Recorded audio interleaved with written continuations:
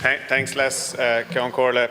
I'd like to thank all of the speakers who contributed to this debate, and I think if you listen to the range of contributions, you'll see wide and varied differences in terms of the views and the opinions that are being offered. And I think that, well, for me, it reflects the complexity of the whole issue of immigration and migration.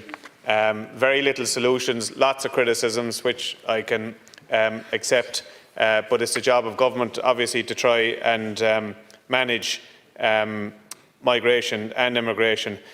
But before doing so, I want to restate that immigration has had very positive benefits for Ireland, and I and the government acknowledge the great contribution that migrants have made to Irish society, and I would reject some of the characterisations of actions and decisions by government to try and deal with the issues and manage the issues.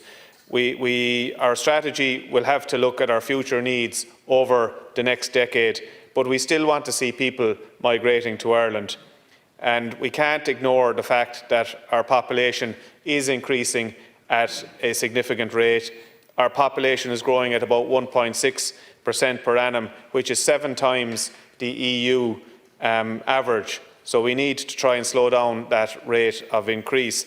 And just to put on the record of the House to, I suppose, inform people, last year we had about 185,000 people entered the country, either entered the country or migrated into our country or returned to our country. And just to give a breakdown of that, about 12,000 of the 185,000 were employment visas, 32,000 were people who came to work here from other EU countries or the United Kingdom.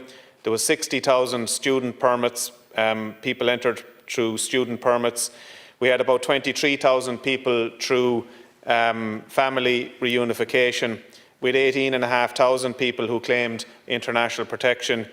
We had another 10,000 people who claimed temporary protection, and we had about 30,000 people who were Irish citizens returning from abroad. So that's just to give a bit of context and a bit of backdrop. In relation to the 3 motions which I moved and spoke to earlier on, I want to say that we're already participating and benefiting from these EU funding streams.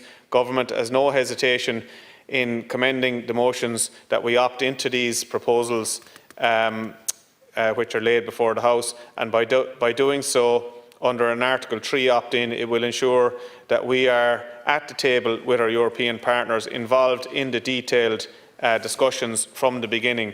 I would remind any deputy with reservations on parts of these measures that they are at the initial stages of discussions on these files, and officials from my department will be working closely with their counterparts as the work progresses in order to tweak aspects to better fit with our system. So I commend the 3 motions to the House. Thank you, Minister.